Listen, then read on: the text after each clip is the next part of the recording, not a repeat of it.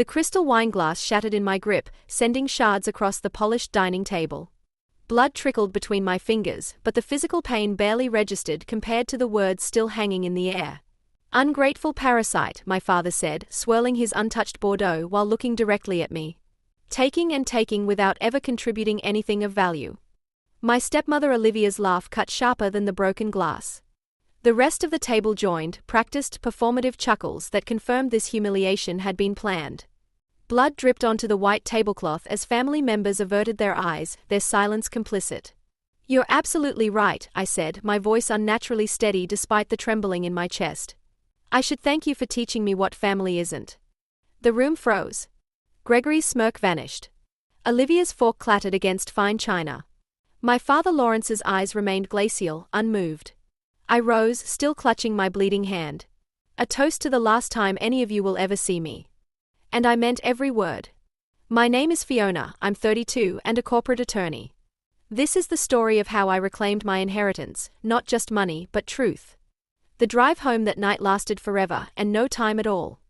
My apartment felt foreign, too quiet after the orchestrated humiliation I just endured. I stripped off the dress I'd spent too much on, hoping to finally earn their approval, and let it crumple to the floor.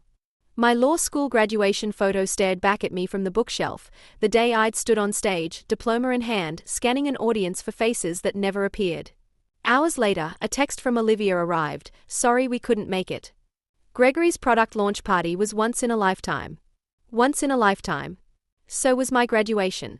For years, I'd swallowed disappointments like bitter pills, convincing myself they were vitamins. I'd told myself to understand, to forgive, to try harder. But some wounds don't heal, they calcify into something harder, something unbreakable. Then came the second betrayal, more devastating than their absence ever was. "Account activity notice," read the email from United Trust Bank. "The educational fund my birth mother established before her death gone.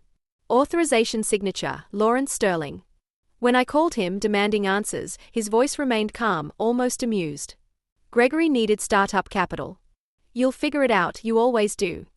That tone, steady, cold, clinical, hurt more than shouting ever could. What followed was a blur of desperation. 2 jobs, 3 loans, hands shaking from exhaustion as I sorted through financial aid applications. Still, I smiled when colleagues asked how I was doing. Nights melted into mornings. Coffee replaced sleep. I studied case law by candlelight because I couldn't pay the electricity bill.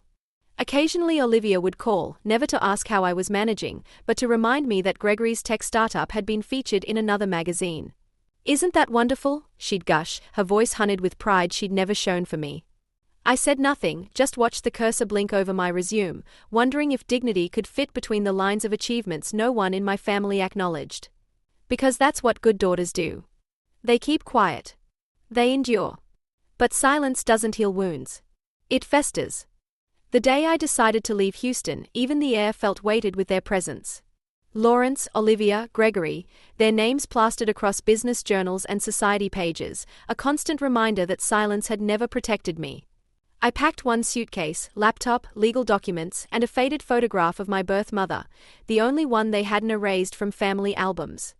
Isabella Kane, my mother's cousin, was the last person who ever looked at me with genuine kindness. I hadn't seen her since the funeral 8 years ago, where she had gripped my hand and whispered, "You're not alone." I'd kept her contact information, though we'd only exchanged occasional holiday cards over the years. When I called her that morning to ask if I could visit, she didn't hesitate before saying yes. The drive to Santa Fe stretched 800 miles of dust, desert, and questions without answers. When the sun set, it painted the sky the color of possibilities. Isabella opened her door, eyes carrying decades of knowing. She didn't ask why I'd come. She just said, "You ready now, aren't you?" Her home smelled of sage and old paper, stacks of letters, photographs, and documents waiting to be discovered.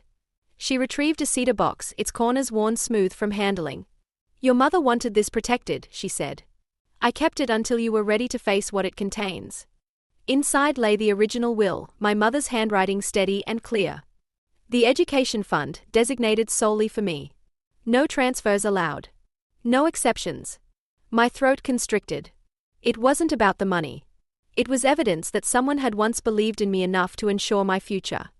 Proof that love, at least once, had been real. I traced my fingers across her signature, connecting with the mother I'd lost too young. For the first time in years, I heard her voice in my memory, quiet but certain.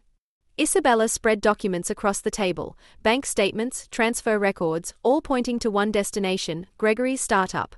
She hesitated, then handed me another file. Technical logs, IP addresses, access timestamps. Someone had entered my computer remotely, the same week Gregory had helped configure my home network. Isabella explained that after the funeral, she'd hired a cybersecurity firm to quietly monitor our family's financial activities, suspicious of Lawrence's eagerness to take control of my mother's estate. I remembered the humiliation of discovering my business plan had been stolen, only to reappear 6 months later as Gregory's revolutionary concept. I'd blamed myself for carelessness. It wasn't carelessness. It was calculated theft. "Why didn't you show me this sooner?" I asked. "Because you weren't ready," Isabella answered. "You still wanted their love to be real." Her words didn't break me. They steadied me, because I finally understood what she meant. The story I'd been told was fiction. The truth was finally mine to wield. They thought they'd buried me in silence. But silence can be broken. Back in Houston 2 weeks later, the city felt like a stage I'd outgrown. Morning light slanted across my kitchen table when a courier knocked. A cream envelope, thick paper, embossed with the Sterling family crest. Inside, legal language disguised as familial concern. "In the spirit of family harmony, we invite you to voluntarily withdraw from the estate and trust planning process." Words like goodwill and mutual understanding scattered across the page like confetti hiding a knife. It wasn't a request, it was exile dressed as civility. They wanted me to erase myself so they could call it my choice. I almost laughed. After everything, they still believed control came wrapped in courtesy. I poured wine though it was barely noon. My hand was steady as I signed my name. Beneath the printed lines, I added, "I don't want a cent from those who never wanted me. But I will keep the truth." The pen didn't shake from doubt but from release. Every stroke felt like cutting the final thread tying me to their illusion of family. I sealed the envelope and set it aside. They would think they'd won, that I'd finally surrendered.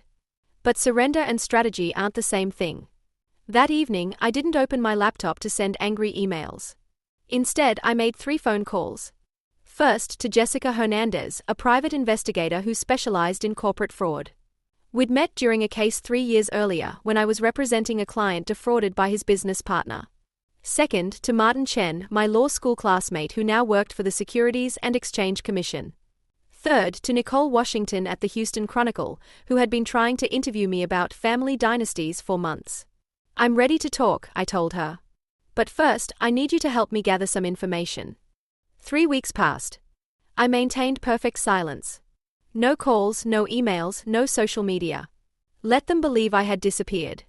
Meanwhile, Jessica uncovered additional transfers, not just my education fund, but 3 other accounts Lawrence had quietly emptied, all redirected to Gregory's company. She accessed these records through legal channels, using subpoenas from a preliminary fraud investigation I'd initiated with the district attorney. Martin discovered irregularities in Sterling Enterprises' SEC filings, creative accounting that hid significant losses while artificially inflating Gregory's division. As an SEC examiner, he had legitimate access to these filings and flagged them for formal review. And Nicole found 4 former employees who confirmed that Gregory had stolen intellectual property, not just mine, but from at least 2 other developers. Her newspaper's legal team vetted each testimony before proceeding. The annual Sterling Foundation Gala approached, the crowning event of Houston's social calendar. This year's theme, Legacy and Loyalty. I purchased a ticket under Isabella's name through a third-party vendor who resold unwanted invitations, knowing the Sterling family would be too preoccupied with high-profile guests to scrutinize the guest list. The night of the gala, I arrived through a side entrance just as the program began, carefully timing my entrance to avoid early recognition. Chandeliers glittered like they were trying to outshine the approaching storm. Camera flashes pulsed across carefully composed faces. Olivia stood at the podium, her smile stretched too wide, too practiced. "Family is everything," she proclaimed to applause. "The Sterling legacy represents integrity passed through generations." Lawrence sat at the head table, champagne glass raised in acknowledgement. Gregory worked the room, shaking hands, securing investments. At precisely 9:17 p.m., the time Nicole and I had coordinated before I arrived, her first article published online. The Sterling Deception, Fraud, Theft, and Family Secrets. complete with financial records, witness statements, and technical evidence. I watched from across the room as phones began to buzz. Whispers rippled through the crowd. A waiter dropped a tray of champagne flutes. Olivia's voice faltered mid-sentence. Lawrence's hand froze in mid-air. Gregory disappeared toward the exit. I moved then, directly to their table. When Lawrence looked up, his expression shifted from confusion to recognition to rage. "What have you done?" he hissed, grabbing my wrist. "Nothing," I said calmly, removing his hand. "I simply stopped protecting those who never protected me." The room had grown eerily quiet, hundreds of eyes watching. "You've destroyed everything," Olivia whispered, mascara already smearing beneath her eyes. "No," I replied, loud enough for nearby tables to hear. "You did that when you stole my inheritance, helped Gregory steal my work, and spent years convincing me I was worthless." I placed a flash drive on the table. Every document is backed up. Every witness statement recorded. Every transaction traced. Lawrence's face drained of color. "You ungrateful." "Careful," I interrupted. "Everyone's listening now." I turned away as their phones continued to buzz with notifications. By morning, 3 more articles would publish. The SEC would announce a formal investigation. Investors would begin withdrawing funds. I didn't stay to watch them crumble. I didn't need to. Their empire didn't collapse because I destroyed it. It collapsed because it was built on lies. By daybreak, denials flooded media channels. Lawrence called it a misunderstanding. Olivia called it a family disagreement. Gregory called it slander. But evidence speaks louder than excuses. Sterling Enterprises stock plummeted 42% in a single day. Board members resigned to pursue other opportunities. The charity foundation announced an organizational restructuring, removing the Sterling name from its title. I received no satisfaction from their downfall. No triumph, no vindication, just profound relief, like putting down a weight I'd carried for decades. 6 months later, the investigation concluded. Lawrence faced charges for financial fraud and was sentenced to 5 years, though he served only 18 months at a minimum security facility.